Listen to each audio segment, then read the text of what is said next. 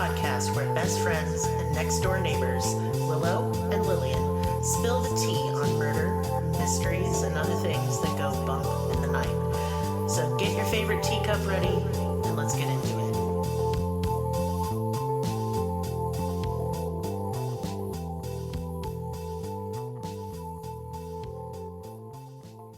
Welcome to Cruelty Podcast. This is Lillian, and with me is Willow. Hello. Hello. This month seems like it's going really slow.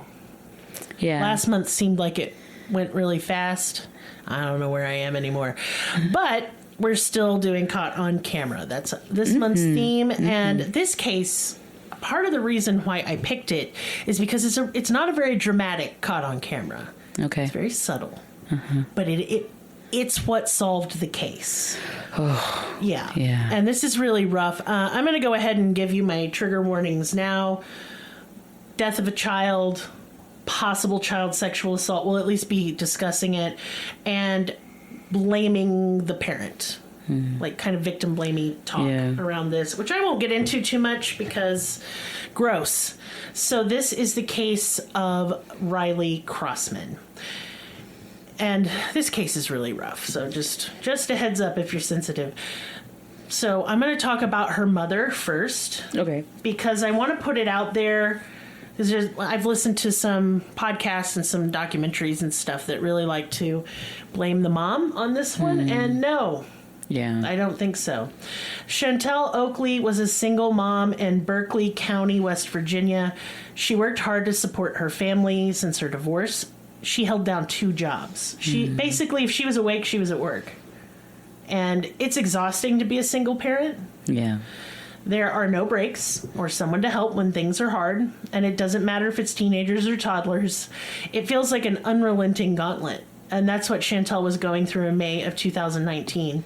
Chantel had 3 children. Her oldest, Riley Crossman, was 15, beautiful and outgoing, a people pleaser who always tried to get those around her to smile.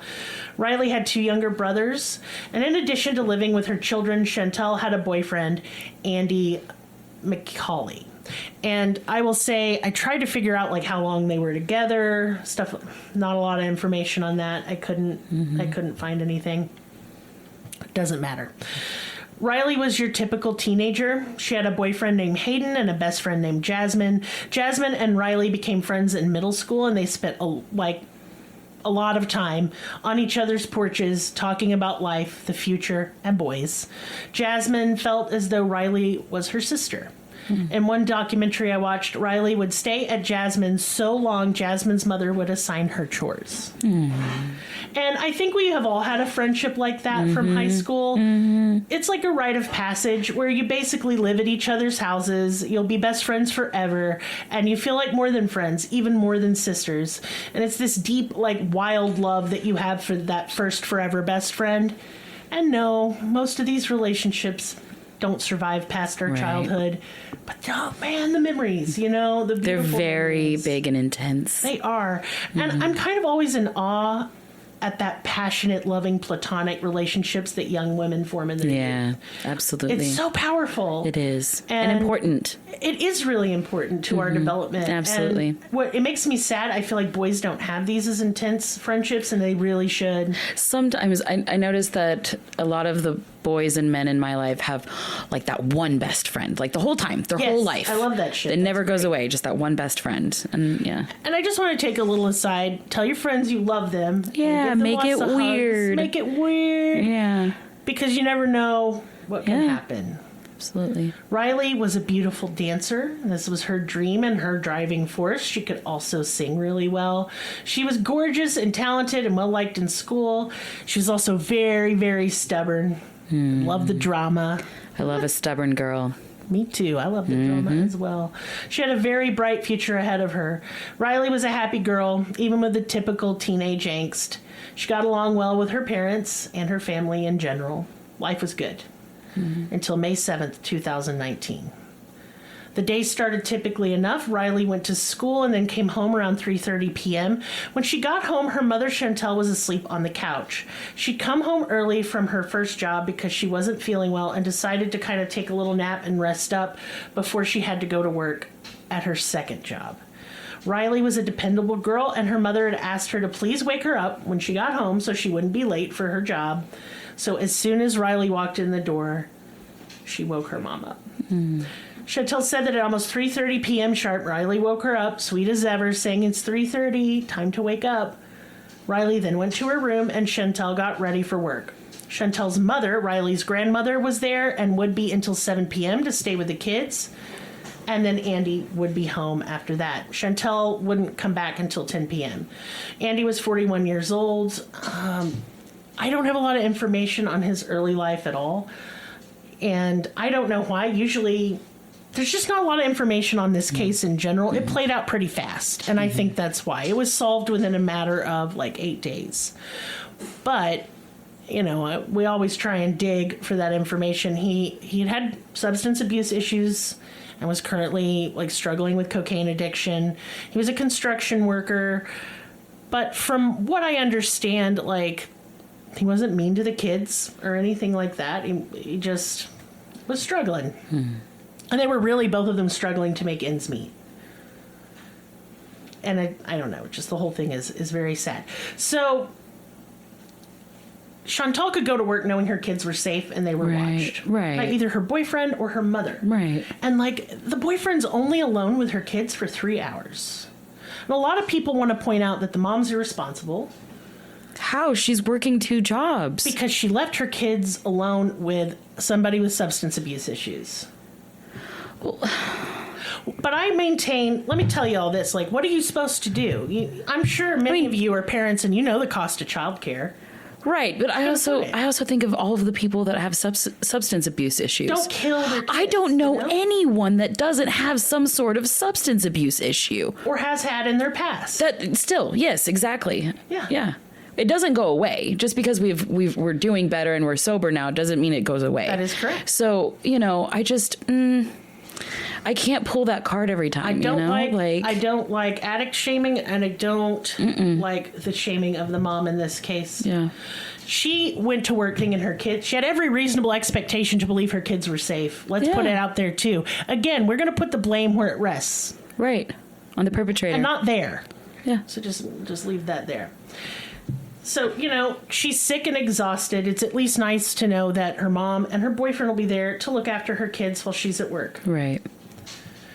Friends would say they were talking and texting on the phone off and on with Riley until about midnight that night. Hayden, Riley's boyfriend, said that they were in a video chat until 10:30, and other friends got texts from her well until midnight. Phone records would later show that the phone was inactive from about midnight until 5:40 a.m. Inactive after midnight, and then it came back active again at 5:40 a.m. And we'll get back to that. Chantel got home a little after 10 p.m. that night, and Riley's door was shut. She assumed her daughter was asleep and then went to bed herself. At 7:15 a.m. on May 8th, Chantel got up to get ready for work and saw that Riley was gone. She wasn't in her room. Now, at first, this wasn't alarming because Riley often left the house before 7:15 to walk to school, which was right across the street from her house. School started at 7:45 a.m., and Riley liked to get there early to hang out and socialize with friends. Me and my friends would do that too. Like, we'd all meet up at the Waffle House to smoke cigarettes and drink coffee like assholes. And I'm not saying Riley was an asshole. She wasn't. She was a good kid. She loved getting to school early to hang out and catch up on the daily gossip and drama. Hayden was leaving for a field trip that day too, so it wasn't out of the realm of possibility that Riley would want to say goodbye to her boyfriend before he left for the trip. No one was worried about Riley yet. Still, Chantel felt a little unsettled. Riley would usually come in her room before leaving for school and say, "Have a good day, Mom. I love you." Baby. And she hadn't that day. The day passed and nothing was out of the ordinary until 3:30 p.m. Riley was supposed to get home from school, but she didn't come home. Chantel was at work, but her mother was at the house. She called Chantel to tell her that Riley didn't come home. So Chantel naturally texted her daughter and said, "Where are you?" But the text didn't deliver, like it wouldn't send. So she called, but it went straight to voicemail. A second text also failed to be received by Riley's phone, and now Chantel is starting to get worried. Yeah. I would be. I'd be freaking out. She was worried but not yet panicked. Chantel thought that maybe Riley had dance recital or practice after school and had merely forgotten to mention it to her. So she called her mother back and asked her to walk across the street to the school to see if Riley was still there. She was so sure she was, but she wanted that extra peace of mind. Riley's grandma did as Chantel asked and could not find her. The moment Chantel got off work at 5 p.m., she drove to the school to check for herself. She saw Hayden there in the parking lot. He had just gotten back from his field trip. He told Chantel that he hadn't heard from Riley since 5:40 a.m. She had tried to, it was either FaceTime or Facebook Messenger video chat him, but he'd been asleep and hadn't answered. He thought it was weird his texts went unanswered and that she hadn't texted him all day like she usually did. He thought that was weird. Chantel noted that Riley hadn't texted her either. Riley was always on her phone. It was literally like glued to her hand. It wasn't normal for Riley to not text anyone all day, especially her boyfriend, best friend, and her mother. Yeah. Chantel then went to Jasmine's house and asked if she had heard from Riley, and Jasmine hadn't. And she checked Snapchat, and Riley hadn't posted there either. And that was very weird, because if on Snapchat, kids will do things like where it's a snap streak, where you like do snaps back and forth. And Riley was really proud of hers, so it would be weird that she'd miss it. Yeah. Yeah. Now Chantel is starting to get really scared because Jasmine hasn't heard from her or saw her at school that day. When she gets back home, hoping that Riley is home now, you know, and they've just got their wires crossed, she gets a call from the school. Riley had not been at school that day. And now she's panicking. Yeah. Because Riley wasn't the type of kid to skip class. That's just not what she did. And this was completely out of character. It also wasn't like her that if she had skipped class and gone somewhere else that she wouldn't have told her mother. She was very responsible. Right. And I reiterate this because law enforcement needs to start taking the words of parents more seriously when we say, hey, my kid wouldn't do that. They definitely should, but I think it should just be objectively. Doesn't matter. Kid's not here. Oh, Let's they're a find him. child. Yeah. Let's go get We'll get to them. that in a second because I have to fucking yell about that. Yeah, it makes me really mad. But yeah, it just seemed like she'd vanished off the face of the earth. Without wasting another moment, Chantel called 911 and reported her 15-year-old daughter missing. She then called Riley's father, Lance, who lived 25 minutes away. He was at an awards function for his work and ignored her call the first time because he's like, I'm busy. Yeah. Wait. Yeah. But she called right back. And he was like, she doesn't do that. I mean, they were pretty decent with their co-parenting. Right. And so he took the call. He knew something was wrong. Chantel told Lance that their daughter was missing. He left the awards function immediately to come look for her and tried not to kill himself driving on the way baby. there. I can't. Oh, God. Just like Chantel. No, I can't imagine. On the drive to Berkeley Springs, he called Riley's phone multiple times. He texted and his texts weren't delivered. He left a voicemail saying that he didn't know what was going on, but that the police were called and it was serious and that Riley needed to get in touch now. Lance drove to a park Riley usually would hang out at, and he drove around asking other teenagers if they'd seen Riley. One person said they'd seen her walking around that afternoon, but that sighting couldn't be verified, and it wasn't her, as we will find out. The police arrived shortly after and started their investigation. An Amber Alert couldn't be issued because her case didn't meet the criteria. I will link my episode on Amber Alerts and why they're so ineffective and how they came to be in the first place in the description of this episode. And I really encourage you to listen because I had no idea about all the criteria and assumed, probably like everyone else, that Amber Alerts save kids. And they don't really. It's sad and frustrating, and researching that was really eye-opening for me. It's one of my more unforgettable episodes because I was so shocked at how ineffective it was. Because we're just led to believe, like, and you know, you get them on your phone and you think, oh, good. Anytime I would see one, I'd think, oh, good, maybe someone will find this child. Right. But with the criteria, barely any children are able to be listed on Amber Alerts. Don't you have to have like a make and model of a vehicle? Make and model of a vehicle. It needs to be a stranger abduction usually. And that's just really hard to tell, especially. Like, why? I don't understand. It's just so ineffective. And I'm not saying it would not have made a difference in this case at all. Right. But there are many it would make a difference Yeah. in. And the whole thing needs to be overhauled. Police assumed this was a runaway situation. See, I'm already pissed. But Chantal was adamant. She had a good relationship with Riley, and Riley had a boyfriend that she adored and friends she cared deeply for. Even if she had run away, there was no possibility she wouldn't be in touch with or tell her friends. Right. And not a single one of them had heard from the 15-year-old since the night of the 7th. Lance, he didn't believe that she'd run away either, and he told police that. Only when he told them that did they take this seriously. Because he's a man? Because he's a man. And y'all... And like Willow said, it shouldn't matter. We shouldn't even say run away, not run away. It shouldn't make any damn difference. It should be, hey, a child isn't here that needs to be here. Go retrieve the child. Do your job. Yes. Get my kid. Yes. That's what you're here for, protect and serve. We pay your bills. I just think that there needs to be a completely other task force that is designated for missing people. I agree with you 1,000%. I don't think the police are equipped to deal with missing people. They don't know what the fuck they're doing. They're like, wait, I can't pew pew with a shoo and like shoot people? No, then I don't want to fucking do it. Well, then don't. Take then your let's badge get a off task then. force. Like let's get missing a whole missing persons unit. Yes. It has nothing to do with anything special else. Number to call. Yes, I would love that. Right? And call right away. Don't wait even 2 seconds. Show up at my door immediately. Go look for her. Yeah. It's not safe out there for runaways, especially minor girls. No. The percentage that gets sex trafficked is astronomical. Right.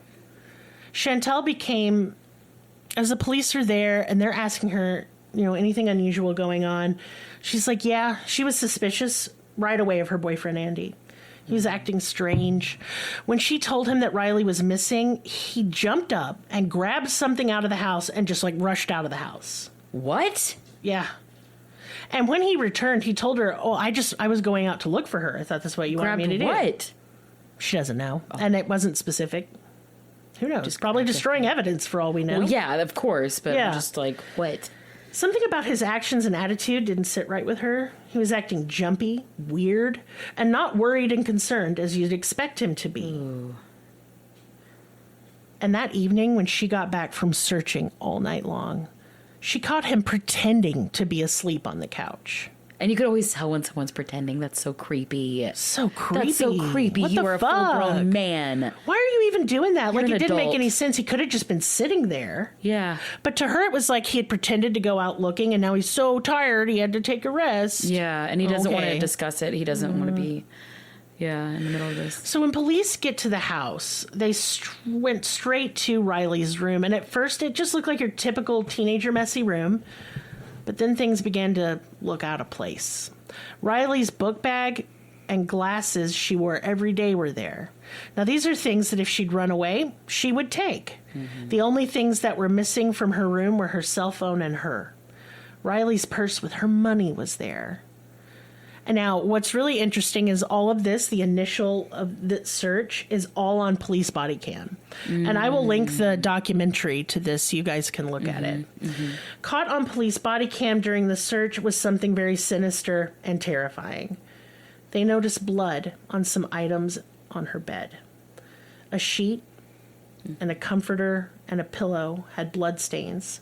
On police body cam, you can see Chantal come in the room and tell officers that the room was different from the last time she'd been in there not too long ago. The glasses and book bag weren't in there before, Chantal said.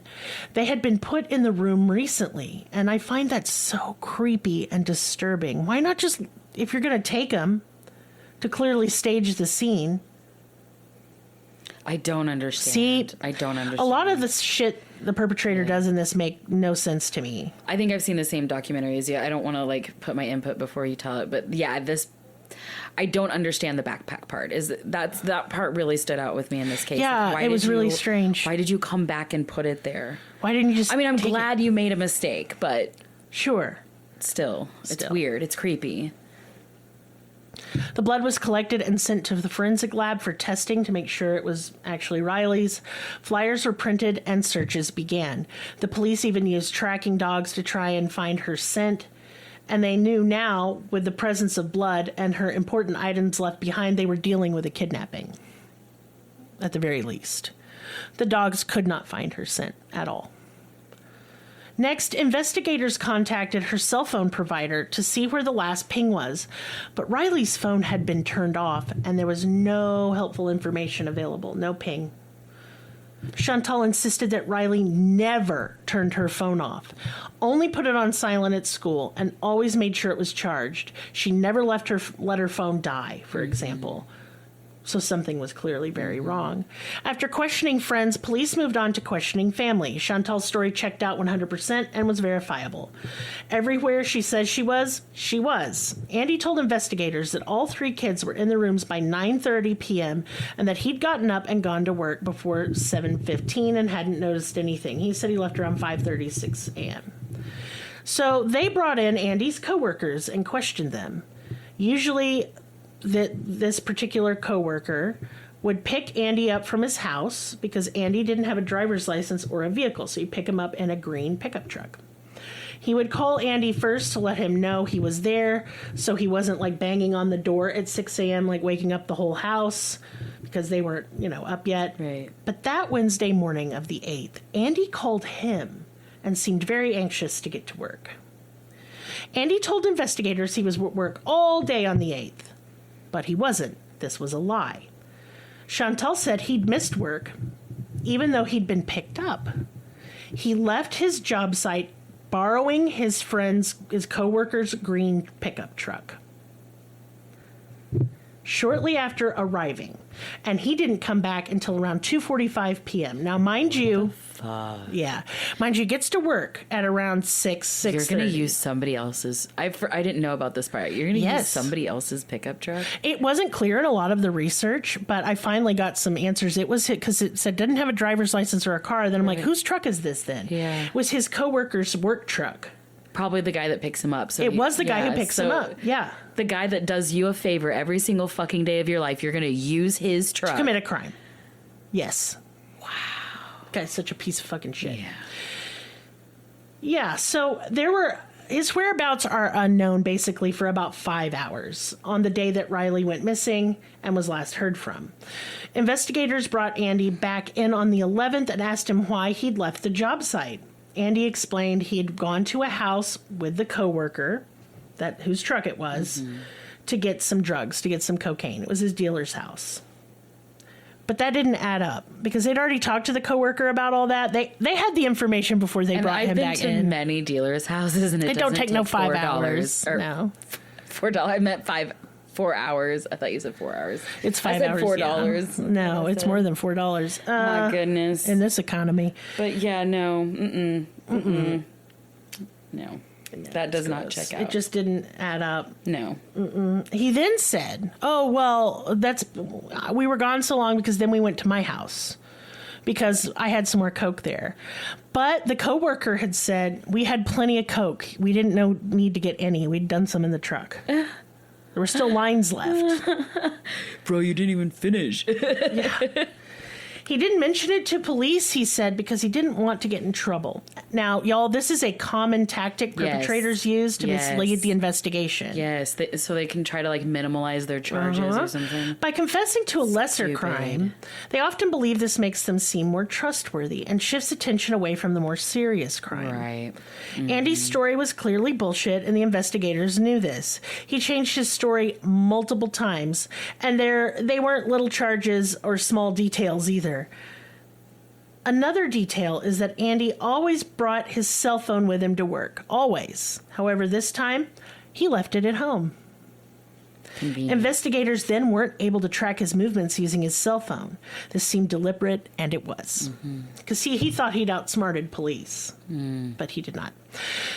They would have to find another way to track Andy's movements that day. He'd become a person of interest. They wanted to find Riley, but 3 days had passed and they had very few leads.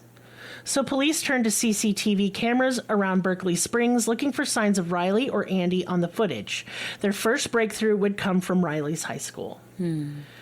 There are like 2 security cameras posted on the outside, like top of the building that face the main street out in front. And reviewing the footage, police could see Andy clearly leaving from a direction that was his work site and looks like he's kind of headed back home. Interesting. He never said that. He said he went back home way later, like around noon. And this is at 8:15 a.m. So not long after Literally he arrived. immediately. Yeah, he went to work and pretended to fuck around, and then he left immediately. Police could see the direction he was traveling on Route 9 and knew which security cameras to look at next to track his movements. Even in a little town like Berkeley Springs, they had security cameras everywhere. Good. Then Hayden came forward to police. He showed them the last text he'd received from Riley, and y'all... Like, before I'm even saying, I'm just covered in goosebumps. That's why I've been holding my chest in and out of this whole entire episode. The texts. Yeah. The texts are terrible. Her last text to Hayden said, "Andy is in my room. I'm scared." And it just breaks my heart. And right before that, because they'd been on FaceTime, she told him to be quiet, don't talk. He's here. And then that's when she said, "Andy is in my room. I'm scared." Disgusting. Terrifying. Can't imagine. Then at 5:40 a.m. she tried to video call him. Oh, honey. And he didn't answer because he was asleep. Yeah. And I just hope that poor kid just doesn't blame himself, you know. Doesn't feel bad. Yeah. Because it wouldn't have helped. He couldn't have done anything. Investigators confronted Andy with this and the CCTV footage showing him driving in the opposite direction he said he was going on May 11th. That means that like from midnight, whenever he came into her room, until 5:45. Now, part of that, I don't know if, like, in turning off the phone, he accidentally hit the video call. I wondered about that. Because I believe she was deceased probably at around 1. Yeah, I was like, this is way too long. I think when he was picking up her phone to turn it off, he accidentally video called him. Yeah. Yeah, that's what I think. I think it was like a butt dial. But I mean, there's no way we'll ever know. They also confronted Andy with the DNA evidence that Riley's blood was the blood in her room and it was mixed with her saliva. And if you look at the picture of the evidence, it looks like it's coming out of her nostrils and her mouth. Yeah, it's a clear, like, on the pillow mouth shape and then the 2 nostril shape. Yeah. Yes. So he had pressed her face into the pillow. It's haunting. I can't remove that image from my mind. No. Yeah. And she's such a petite little thing. God bless it. It just, oh, God. Andy was picked up on CCTV at a bank that had a camera facing the road on Route 9. Andy's green truck was spotted at Murphy's Shell station. He was caught on camera inside the gas station paying for gas, looking as though he were in a big hurry. Andy was then spotted by an ex-girlfriend at his house.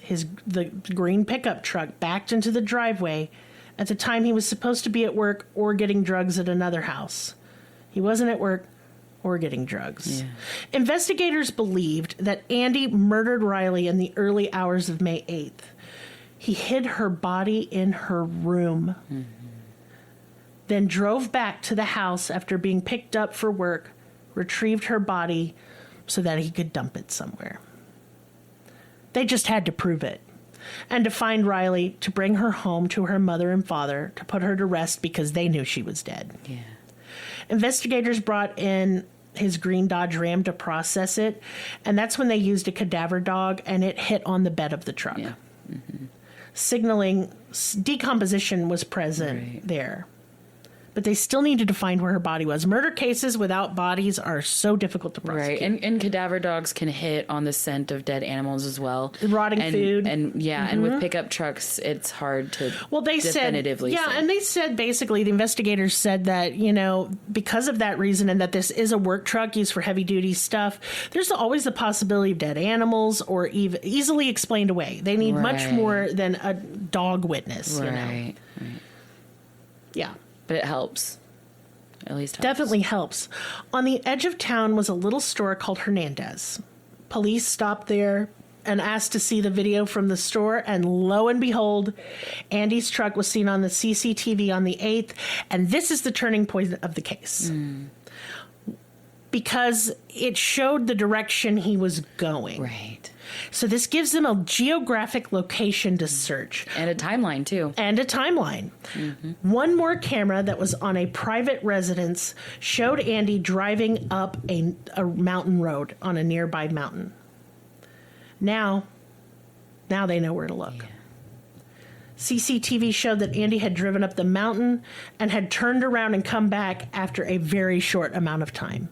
And like the way this is a mountain, it does have a little creek where you can go like fishing on the backside, and you would take that road to go fishing. He had no fishing poles in that truck. He wasn't going fishing.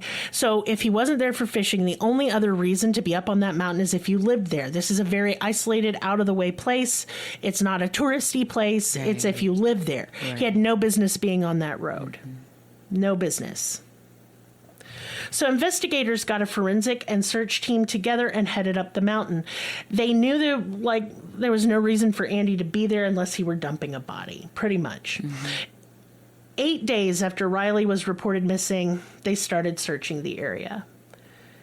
They brought the same cadaver dog that hit on the bed of the truck, and as they're driving down this hill, like they went up the hill, as they're driving down, they see like right down the road ahead of them, there's a lot of bird activity like in the air, and I'm going to assume vultures. Yeah. And they're like wheeling around overhead. And so they drive to that. It's like a little spot off the side of the road. Once outside the truck, they could smell the decomposition. It was on the side of the road, and like off this little embankment kind of cliff, there was a trash bag. And that's where Riley's body was placed. And, to not only do that, to betray the trust of your family, pretty much. But to throw her in a trash bag. Put that little baby in a trash bag. It pisses me off. I mean, all of it's horrendous, but it's just the lack of respect and remorse. And He had no remorse whatsoever. It's terrible. He has never spoken about this publicly. He's never made a statement. She was really badly decomposed. It had been a few days? It had been 8 days. Oh, okay. And it's summer. Oh, okay. In And West the bag Virginia. was closed, probably. Yes, too. so Yeah. it was terrible. Yeah. They found some screws around her body, and they were like sheetrock screws, and these are a very special kind of screw. Yeah, that was kind of the evidence that linked him to this more than anything else, because it had fallen out of his truck. I remember that part of the documentary because like this. Yeah, he's a construction It was like a worker. female officer that was like, "Hey, what about this?" Yeah. and nobody else noticed it, but she did. She did. She was the same lady who had the cadaver dog. Yeah. Yep. Yeah. Yep. Love that. Me too. And Riley's body was covered in drywall dust because she'd been in the bed of that pickup truck. Yeah. I love forensics like this. Me too. Chantal was brought in to identify her daughter's body, and I can't imagine the horror. Riley was unfortunately so badly decomposed she could only identify her by her clothes. Tests would prove it was indeed Riley, but no official cause of death has ever been determined because there wasn't they couldn't. However, due to the overwhelming evidence from the texts, the blood in Riley's room, the CCTV footage, the dog hitting on the truck, Andy's inconsistencies, they had a good circumstantial case, and Andy was arrested for the murder of Riley Crossman. On November 4th, 2021, Andy McCauley was found guilty of first-degree murder with no mercy and sentenced to life with no possibility of parole. Though never proven because of the state of her remains, it is believed that Andy went into Riley's room with the intention of sexually assaulting her. Yeah. Whether he was successful or not, we don't know, but former girlfriends stepped forward and said that he was very sexually aggressive when on drugs, and he was on cocaine at the time of Riley's death. And, another thing to note was the state of her clothes. Her shorts were undone. Her underwear was ripped. She was missing a shoe. It was a very violent attack. Police believe he smothered her by pushing her face down into the pillow. But he did it with such force that's why there was blood. Yeah. And I know there's always a little blood when you suffocate someone. And I just hate that she knew something bad was going to happen and she was so scared. Yeah. in her own bed, in her own peaceful place. Yeah, because she was late at night. She wasn't supposed to be on the phone, and she was just talking to her boyfriend. And so when he came in, he thought she was going to be asleep. That makes me panic. Yeah, it's terrible. 15 years old. The fuck is wrong with you? Ooh, and he just, and you know, when you see like the interrogation footage, I'm going to link that and the body cam footage. It's in the same documentary. I encourage you to watch it. Her story only is about 15, 20 minutes long. And it has another story at the end, but the body cam footage is worth watching along with the CCTV footage. I love that they solved this case with like seconds of CCTV footage. And that's how they found her. And I'm just like, I know we're in a world where we just don't have any privacy anymore, but at least some good can come out of it. When I love the idea of the objective observer, like the you know, it has no opinion. The unblinking witness is, you know, no opinion, no memory problems. It goes to the cloud. And especially now with like ring cameras and shit, right? And well, and like the 360 cameras in Auckland and that one. Yeah, that's crazy. They were so high tech, you could see like everything very clear. I went after we did that episode. I went and watched all the CCTV, and I was like, "Holy shit! It really you can is see the whole thing, and you can walk with them. You can, yeah." It's so eerie, isn't it? And to know that in a lot of the footage, her body was in the back of that truck really bothered me. Yep. She deserved way better than that. Just so heinous and disgusting.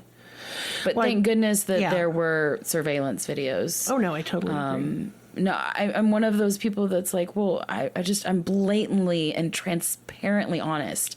I can't not be. I would just bleed openly all the time, everywhere. And I appreciate that honesty of surveillance videos. You know what I mean? It's just an honest. I mean, I appreciate that they're there. I don't appreciate why they're there. Right. I mean, I don't want to be watched all the time. No, but I'm saying that's the silver lining from it. Is at least can solve some of these cases. It's mostly for perpetrators. Yeah, I don't think they'd have found her body otherwise. Right. How? Exactly.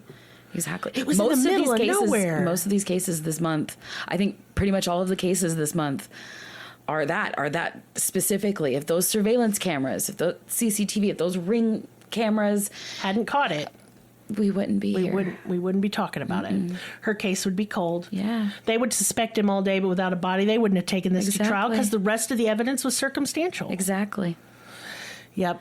So thank goodness for that. So I have no transition into business time because that case was sad and I don't feel like being funny. Yeah. So here we go. First of all, I'm going to highlight our small business that we're sponsoring this. They're sponsoring us. They're sponsoring us. I'm a mess. I can't talk today. And that is Tiny Sea Crafts. Yes. They make key fobs, keychains, lanyards, little backpacks, all kinds of cute stuff. You can pick the fabric too. And man, their selection of fabrics are very cute. Yes. A lot of cute cottagecore stuff, a lot of spooky gothic stuff, and just kind of something for everybody. So I will be linking their info in the description. Use code CRUEL at checkout and you will get a discount. And I can't recommend their stuff more highly. It's very, seriously, very well I was just made. about to say, I like the keychain that they sent me. Yes, lovely. I would not be able to find my keys without it. Because it has like the snaps on it, so I can snap it to my bag. Yes, I can snap it's so it to convenient. things. And it can hang out in my pocket, so I know where to find it. And I'm tough on stuff. I'm dropping things and kicking them around. I've washed it a couple times. It's held up beautifully. Any small business that sponsors us, we vet them first. Yeah. We try out their product, and I would not recommend it unless it was really good quality. I wouldn't be able to speak on it if I didn't touch it with my own hands. No, and I want to take a moment and I want to thank all of you who helped with the list about helping people out in the last description. Y'all are so kind. You helped Rogan get a bus ticket and some hot food. Oh, good. Yes. Oh. Doesn't that just make you feel better? Yeah, my heart just dropped. I just cried my eyes out. Yeah. You helped Heaven get some desperately needed items for her baby. Oh, honey. Y'all. Oh, just really touched me. Oh, thank you. And I want to say I'm proud of you and thank you for helping me do the little good. I could not do it without you. So it just it really gets to me. I'll be posting the list again. They could still use some help, y'all. And if you are able, please consider helping. We'd love to do this forever and always. I think it'll be at least a weekly feature on this podcast, because it's something I've been doing privately for a really long time. But I mean, y'all, I can only often spare like $5-10 here and there. And together, if we all a couple dollars, we can really do something, make a difference in someone's life. And that's what I am all about. And so if you know someone or are someone that is currently hurting, never feel weird about reaching out to us. Absolutely not. We'll see what we can do to help you out. I don't judge anybody either. Let's just We've all been there. Clear. We've all been there. We've all been there. And if you need help, we frequent there. We don't give judgment. Yeah.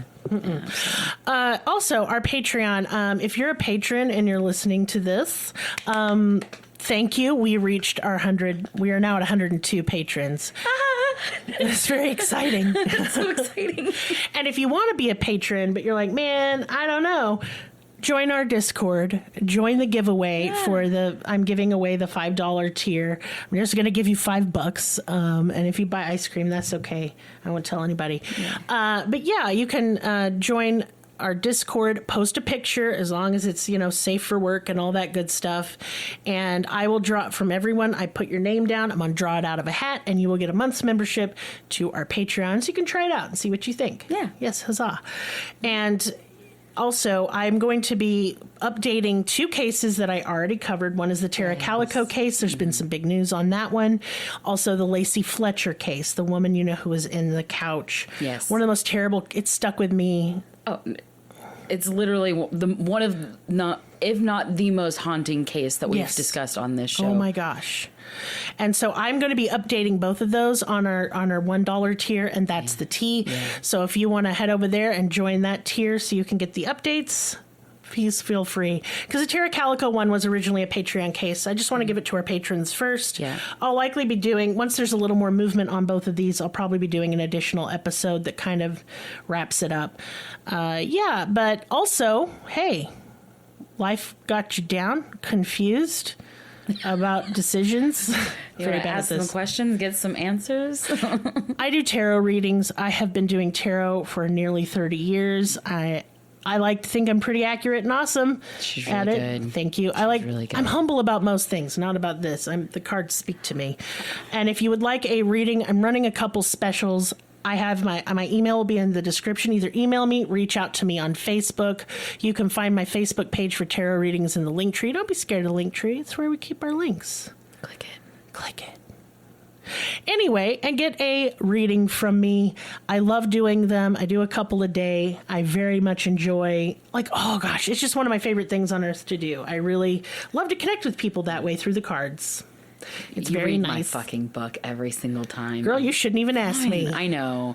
You know to answer. But honestly, the last reading that you did for me, it made me fucking do all the shit that I did light a fire under your butt a little bit. It did light a fire under my ass. And you know what? You got called out. My house is looking pretty good and organized. What'd I tell you? I'm doing what you told me to. That's so right. Y'all listen to Lillian. She's my best friend. And oh, hey, now. Yeah.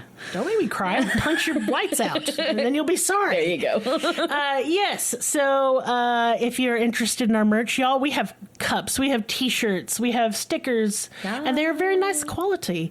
I have washed my shirt 8,000 times now. Mm-hmm. I have drank out of my cool, one of those thermal cups. The design is perfect and glossy and lovely. It doesn't come off. No, it does not. Do you know how many cups...